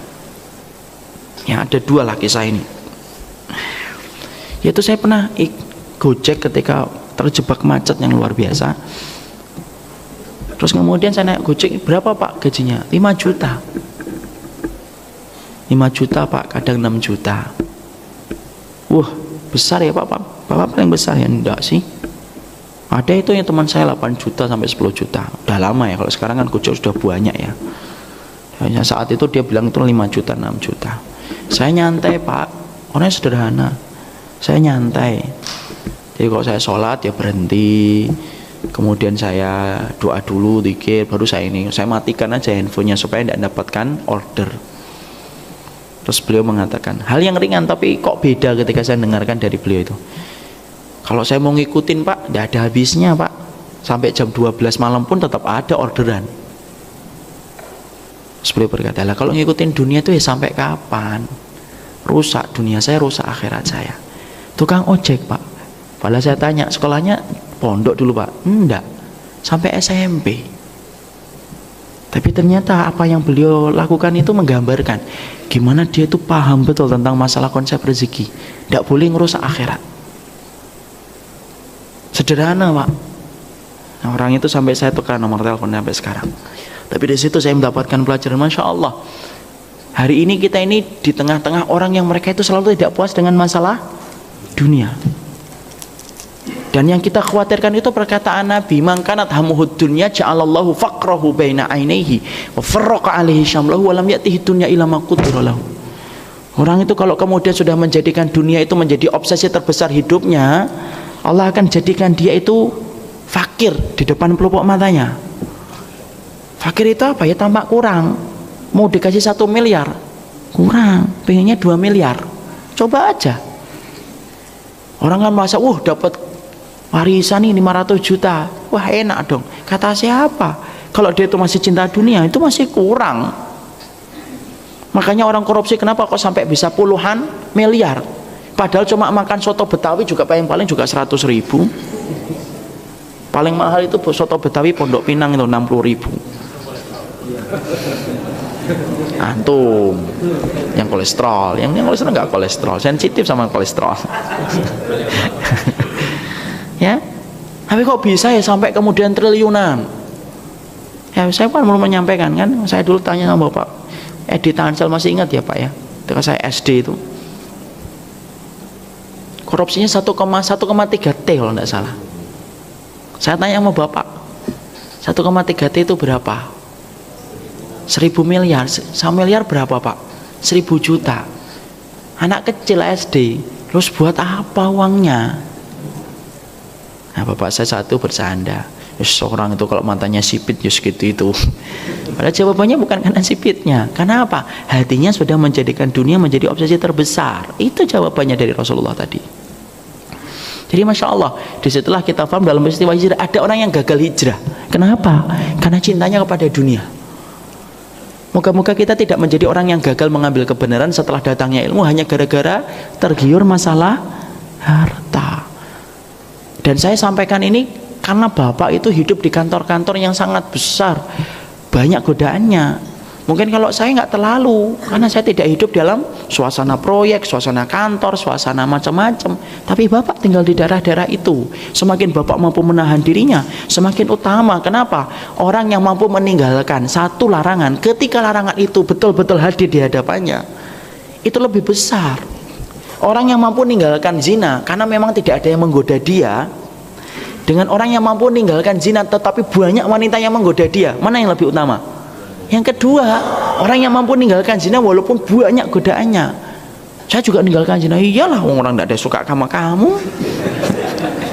Itu juga utama, tapi itu utamanya tidak sebanding dengan yang pertama. Ya kan, kamu mau lalat aja malas deketin misalnya ini bercanda. Jadi kemudian itulah yang dikatakan oleh Imam Syafi'i. Beliau lalu mengutip perkataan inna idzamal jazama idamil bala. Besarnya pahala itu disertai dengan besarnya ujian. Orang mampu menundukkan pandangan, tidak ngelihat perempuan yang bukan mahramnya, tapi dia berada di puncak tebing, ya wajar, tidak ada perempuan kok. Tapi kalau ada orang yang mampu meninggalkan pandangannya ketika dia di tengah-tengah pasar, mall, kemudian mampu menundukkan pandangannya kepada wanita yang bukan mahramnya, itu baru yang utama. Makanya kemudian Imam Syafi'i kan pernah ditanya, mana yang lebih utama? Di tengah hutan atau kemudian bersama dengan manusia? Bersama manusia dan bersabar. Karena disitulah ada ujian. Yang itulah yang kita dapatkan dalam peristiwa hijrah. Banyak sih, tapi saya menyebutkan 3 saja. Setidaknya kita mengambil pelajaran dari kisah itu supaya kita paham. Saya ingatkan ini bulan Muharram, ini bulan yang penuh dengan keutamaan. Disyariatkan bagi kita banyak berpuasa sunnah, Senin Kamis, ataupun kita berpuasa Senin Kamis atau puasa Ayyamul Bid atau puasa Daud. Sedangkan bagi kita untuk banyak-banyak bertaubat. Allah mencintai bulan Muharram, ya, dan disunahkan bagi kita untuk menahan diri dari segala dosa dan kemaksiatan sebesar apapun. Kenapa? Karena Allah yang meninggalkan dosa pada bulan Muharram, maka kemudian Allah itu akan lipat gandakan. Kenapa? Orang yang beramal pada bulan Muharram dilipat gandakan, sebagaimana orang yang berbuat dosa itu akan dilipat gandakan. Kenapa sih bulan Muharram itu kok istimewa, Ustaz, di hadapan Allah? Wajar. Sesungguhnya Allah itu tidak pernah ditanya apa yang Allah kerjakan. Tapi itu wajar sebenarnya, punya hari-hari tertentu itu wajar, yang memiliki momen-momen tertentu. Bapak bukannya gitu. Ada bapak-bapak yang suka tanggal 17 Juni. Kenapa, Pak? Itu hari saya menikah, Ustaz. Kenapa suka tanggal 25 Agustus? Itu juga hari saya menikah lagi, misal. Misal, ibu-ibu kan tidak ada kan? Tidak ada. Contoh itu contoh. Kemudian kenapa suka tanggal 13 Juli? Anak saya lahir, Ustaz. Pada dasarnya manusia itu ada hari-hari tertentu yang dikenang oleh dia, ya. Sebagaimana saya contohnya 16 Maret. Kenapa saya itu terkenang dengan 16 Maret? Karena hari itu ibu saya meninggal dunia. Maka Allah pun kurang lebihnya kiasnya semacam ini. Dan Allah maha besar atas apa yang kemudian kita contohkan. Kenapa bulan Muharram itu dicintai oleh Allah sampai dilipat gandakan pahalanya? Ya, memang Allah mencintai bulan ini. Makanya sampai diharamkan kita untuk berlaku dosa pada bulan ini. Jadi rayakan cinta kita kepada Allah di bulan Muharram, laksanakan ketaatan karena ketaatan di bulan ini dilipat gandakan oleh Allah. Tinggalkan dosa yang menodai cinta kita kepada Allah. Kenapa? Karena dosa yang dilakukan pada bulan ini dilipat gandakan oleh Allah Subhanahu wa taala. Ini saja yang kita sampaikan, peristiwa kilas balik tentang penetapan Hijriah. Kita belajar banyak hal, kita bersyukur kepada Abu Musa al-Asy'ari, kita bersyukur kepada Umar bin Khattab, Utsman bin Affan, dan para sahabat yang telah menetapkan Hijriah berdasarkan akidah. Yang luar biasa apa? Berdasarkan akidah. Tidak mau ditentukan dengan hari kelahiran Nabi, karena mereka tidak mau menyerupai orang-orang Nasara. Tidak mau diambil dari penetapan Romawi, karena mereka itu memiliki izah, tidak mau menyerupai orang-orang Romawi.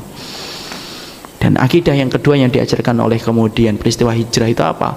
Pertama kali yang dibangun oleh Nabi adalah masjid, menunjukkan betapa Rasulullah itu manusia akhirat.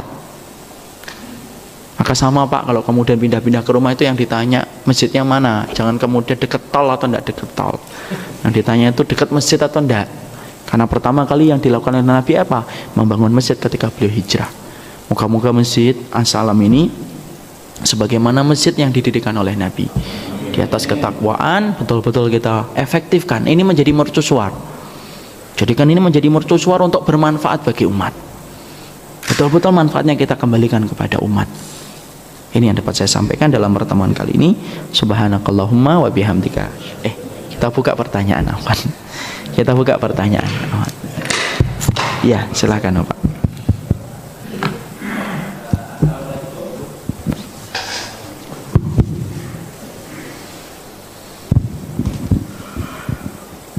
Assalamualaikum warahmatullahi wabarakatuh semuanya. Pertanyaan saya adalah, saat sekarang ini kita banyak diisukan dengan Islam Nusantara, di mana diisukan bahwa kita banyak mengikuti ada istiadat orang Arab seperti jenggot, gamis. Nah, mereka menyarankan bahwa ikutinlah adat istiadat Indonesia. Dan mereka mengatakan bahwa Indonesia ini bukan orang Arab. Ya. Setahu saya bahwa semua nabi itu dari Arab. Bahwa Indonesia itu adalah keturunan Arab dari dulu-dulunya. Dan saya pernah baca satu buku bahwa kita ini adalah keturunan Nabi Nuh yang mempunyai 3 anak. Nah, yang pertanyaan saya, bagaimana kita menyikapan ini, Pak Ustadz? Itu saja, terima kasih. Sebenarnya bahasa mereka itu bahasanya baik, Pak. Menjaga kearifan lokal, bukan Pak Arif ya, menjaga kearifan lokal. Kalau kita kembalikan menjaga kearifan lokal, kita tarik pada zaman Rasulullah itu apa sih? Menjaga adat istiadat, taklid buta mereka kepada para pembesar. Itu sebenarnya sama, cuma bahasanya dibuat versi kekinian, menjaga kearifan lokal. Bukankah dulu orang-orang musyrik ketika menolak Nabi juga karena Nabi itu merusak adat istiadatnya orang-orang Arab? Makanya mereka itu kalau menolak dakwahnya Rasul selalu dengan kata-kata sakral. Apakah kamu akan meninggalkan ajaran nenek moyang? Itu kalimat sakral itu. Itu pula yang menjadikan akhirnya Abu Thalib gagal masuk Islam, itu juga kalimat itu. Dan Allah abadikan itu di dalam surat Al-Baqarah 170. Wa idza qila lahum ittabi'u ma anzalallah qalu bal nattabi'u ma alfaina alaihi aba'ana walau kana aba'uhum la yaqiluna syai'an wa la yahtadun. Kalau kamu katakan kepada mereka untuk mengikuti Allah, mereka akan katakan kami akan mengikuti apa yang Allah turunkan. Untuk mengikuti apa yang diturunkan oleh Allah, mereka akan berkata kami akan menuruti apa yang dikatakan oleh nenek moyang kami, walaupun nenek moyang mereka itu tidak berakal dan tidak mendapatkan petunjuk. Jadi itu sebenarnya sejarah yang berulang untuk kemudian mendiskreditkan kembali apa yang dibawa oleh Rasulullah. Dan Rasulullah tidak pernah mengatakan ini untuk orang Arab Islam ini. Dan Rasulullah tidak pernah mengatakan sunnah ini hanya untuk orang-orang Quraisy musyrikun, untuk orang-orang Quraisy saja Arab. Tidak. Nabi diutus menjadi rahmatan lil alamin. Ayat itu kan yang sering mereka katakan. Kenapa mereka lupa dengan ayat itu sendiri? Mereka mengatakan wa ma arsalnaka illa rahmatan lil alamin, kan itu yang mereka sering sampaikan. Islam itu rahmat bagi seluruh alam, berarti rahmat bagi orang Indonesia pula. Adapun kemudian masalah jenggot, kalau dikatakan bahwasanya itu adalah merupakan kebiasaan orang Arab, lalu kenapa seluruh para ulama mereka menyepakati bahwasanya itu termasuk sunnah? Tidak ada itu ulama dari 4 madhab saja, yang nggak usah panjang-panjang lah. Tidak ada itu yang mengatakan bahwasanya jenggot itu budaya Arab. Bukankah mereka yang lebih tahu daripada kita? Bukankah mereka juga bermadhab kepada Imam Syafi'i? Katanya. Sebenarnya itu yang kemudian kita harus kembalikan dulu. Bahwasanya ada orang-orang yang pingin sekali untuk kemudian merubuhkan kembali kemurnian Islam. Dan itu dilakukan dengan cara-cara yang mereka lakukan. Ini salah satunya melemparkan isu kita ini Islam yang hidup di Indonesia, berarti Islamnya harus sesuai dengan Indonesia. Loh, sejak kapan Allah itu diatur Islamnya? Lillahi mulkus samawati wal ardi, segala yang ada di bumi dan di langit itu miliknya Allah. Jadi kan dibedakan sekarang, kamu itu bukan orang Indonesia yang Islam, tapi orang Islam yang di Indonesia. Itu beda. Kenapa? Kalau kamu orang Islam yang di Indonesia berarti menyesuaikan Indonesia. Loh, sejak kapan kita itu menguasai Indonesia? Bukankah yang menguasai Indonesia itu Allah? Dan orang yang semacam itu akhirnya nanti bingung. Nanti kalau dia mau buka, jangan pakai kurma. Kurma itu tradisi Arab, suruh pakai jengkol. Nanti kalau dia mati jangan pakai kain kafan, suruh pakai batik. Mesti tidak mau dia. Jangan pakai adzan, pakai gending Jawa. Nggak gitu, nanti kan kemana-mana akhirnya. Adzan, oh adzan ini pakai bahasa Arab nih, pakai gending Jawa. Kadang-kadang mereka itu anti sama Arab, tapi ternyata kalau kita lihat dirinya itu juga menerima peradaban dari orang-orang kafir banyak. Tapi kenapa sentimen sama Arab? Mobilnya Jepang, handphonenya Korea. Nggak pernah itu mengatakan, ayo kita harus Nusantara nih, nggak pakai Samsung, ini Korea ini. Mobil kita Jepang, Honda, ayo kita tinggalkan. Kenapa sensitif sama kemudian Arab tapi tidak sensitif sama Jepang, Honda, Eropa? Padahal sama-sama negara lain. Itu karena mereka itu bencinya sama Islam sebenarnya. Makanya kan tarik kan orang kayak gitu tuh kalau mengatakan kita itu dijajah sama Arab. suruh bercermin Pak dia. Datangkan cermin tuh, lihat dirimu tuh. Bajumu dari apa itu? Jammu dari mana? Jamnya Swiss. Ya kan gitu. Berarti kemudian dia itu hanya sentimen sama Islam, bukan sentimen sama Arab. Sentimen sama Islam. Masalah Arab itu kemudian budayanya makan kapsa, nasinya biryani, ya itu baru budaya. Kita tidak usah makan biryani setiap hari karena 1 kilonya 40.000. Seporsi enggak Pak. Oh ada ya condet ya. Yang saya tahu di Jazirah 120.000 ya. Kalau masalah kapsa, mandi, kemudian biryani makannya udah usah diikutin. Kita boleh makan apa aja, boleh makan roti, boleh makan yang lain, boleh nasi kita sendiri, nasi rojo lele. Ya itu kalau itu masalah budaya ndak apa-apa. Kemudian ndak usah diikuti. Budayanya orang Arab bahwasanya maharnya mahal, jangan diikuti. Itu berarti bertentangan dengan sunnah. Orang Arab itu Pak, maharnya perempuan itu apa? Paling murah 100 ekor onta Pak. Kalau bapak mau nikahin orang Arab, bededeng nggak dapat itu. 100 ekor onta coba. Onta itu yang paling murah aja berapa? 10 juta. Kalikan aja 100, berarti berapa? 1 miliar. Bandingkan orang Indonesia seperatan alat sholat. Enak bener orang Indonesia itu. Dan yang paling baik itu wanita yang sederhana maharnya. Makanya ketika saya di Suriah itu, orang Suriah kok sama, orang Arab sama itu, maharnya mahal. Terus saya ngomong, maharnya kita itu seperatan alat sholat. Dia tidak percaya. Seperatan alat sholat, iya. Ya sudah saya sekalian 4 aja.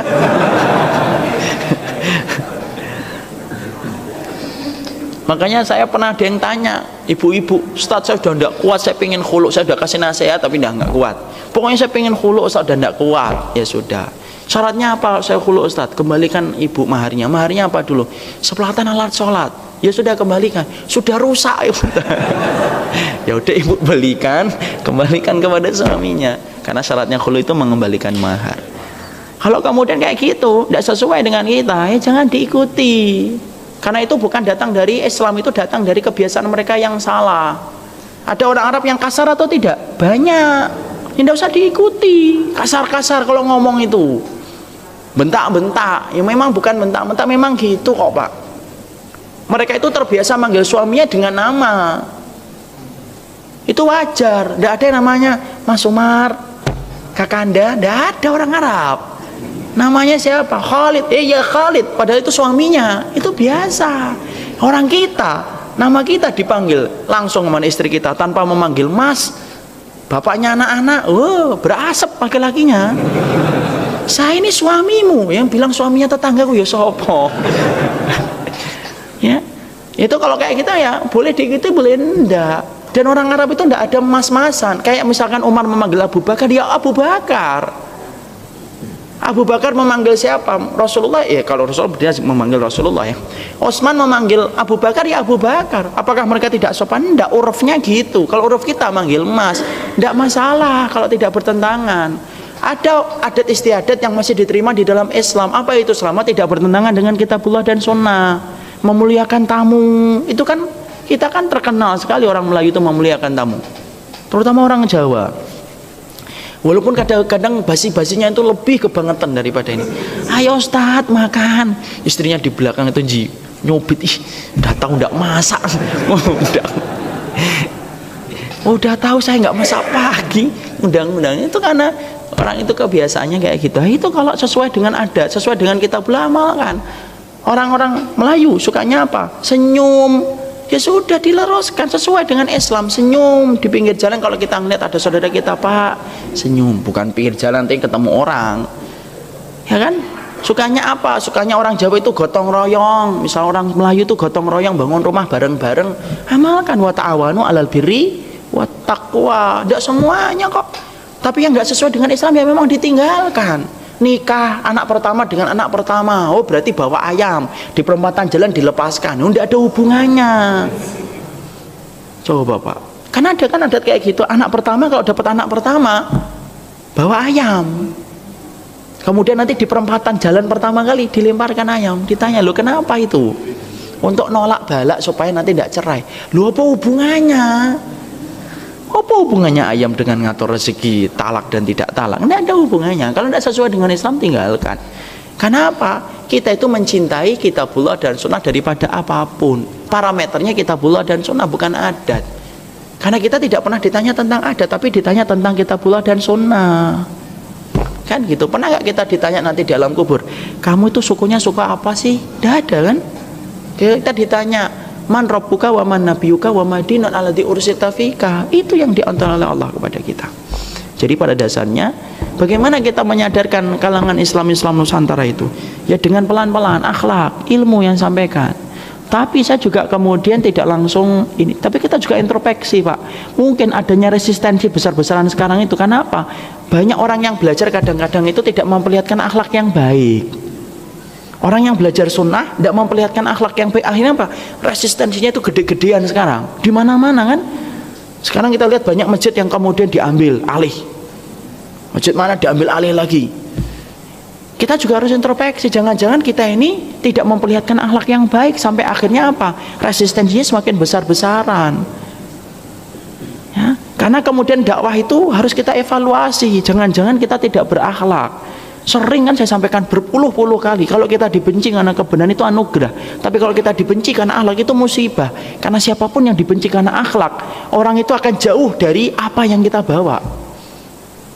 Kita misalkan mengaku bahwasanya kita memegang tauhid dan sunnah, tapi tidak berakhlak, orang itu akan benci sama tauhid dan sunnah. Disebabkan apa? Ngelihat orang yang membawa itu tidak punya akhlak.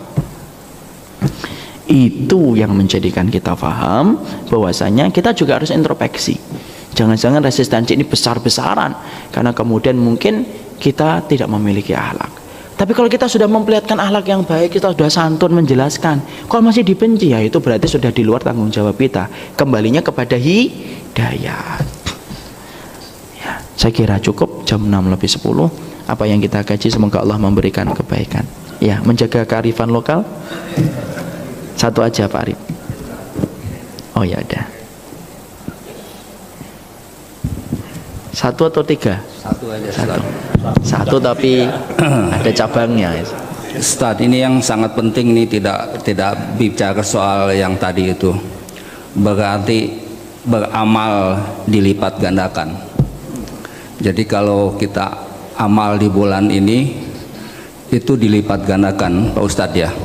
Iya. Jadi Pak. kalau saya lihat ke bulan sebelumnya, Zulhijjah yang kemarin itu kan hanya di 10 hari pertama, Iya. Allah lebih cintai daripada berjihad, kalau nggak salah. Berjihad itu jadi amal itu demikian wah gitu loh Ustaz. Iya. Tapi orang yang berjihad yang beramal dengan amalan bulan Dzulhijjah lebih besar lagi. Ya, itu belum titik, masih koma sebetulnya. Iya. Jadi Saya juga belum titik, ini masih koma. Jadi itu amalnya tak terhingga, istilah Ustadz yang lain tuh tak terhingga aja. Nah kalau yang bulan ini Ustadz, apakah sebulan atau hanya hari ini aja atau bagaimana dilipat gandakannya bagaimana segala macam. Lalu ini dilipat gandakan ada hadisnya nggak? Kalau tadi kan ada hadisnya itu Sahih itu. Orang hafal lah itu semua, termasuk saya hafal, makanya tadi. Jadi apakah ada hadis yang sahih ini sebulan atau hanya berapa lama Ustadz? Soalnya ini penting sekali Ustadz. Dilipat gandakan tuh kita harus berusaha untuk istilahnya melakukan itu gitu loh. Kalau kan bulan lain kan lipat gandakannya udah hilang gitu loh. Mendingan kita berbanyak beramal di bulan ini Ustadz. Terima kasih. Ya. Abu Nadif berkata rahimahullahu ta'ala, ada 10 hari di dalam 1 tahun, 3 tempat yang dicintai oleh para salafus salih. 10 hari yang terakhir di bulan Ramadan, 10 hari yang pertama di bulan Dzulhijjah, dan 10 hari yang pertama di bulan Muharram.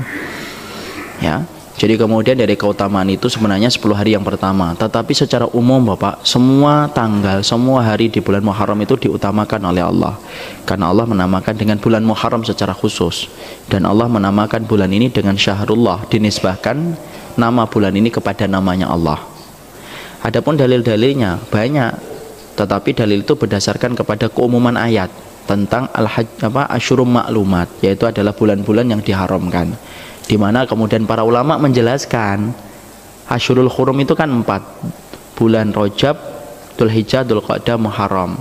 Kemudian mereka menerangkan keutamaannya menurut apa yang dijelaskan oleh para Imam Ibnu Rajab Al-Hambali, kemudian Imam Ibnu Abbas, kemudian Ibnu Umar. Mereka yang menjelaskan tentang keutamaan bulan Muharram. Walaupun mungkin tidak sebagaimana keutamaan bulan Dzulhijjah, tapi sebenarnya bulan Muharram pun dilipat gandakan segala kebaikan-kebaikan yang kita lakukan. Adapun secara spesifik dalilnya sebagaimana keutamaan bulan Dzulhijjah tidak ada. Itu berdasarkan kepada mafhumun nas, pemahaman para sahabat terhadap nas di dalam Al-Quran. Paham? Arif? Jadi insya Allah hujjahnya kuat. Saya kira cukup apa yang kita kaji. Subhanakallahumma wa bihamdika asyhadu an la ilaha illa anta astaghfiruka wa atubu ilaik.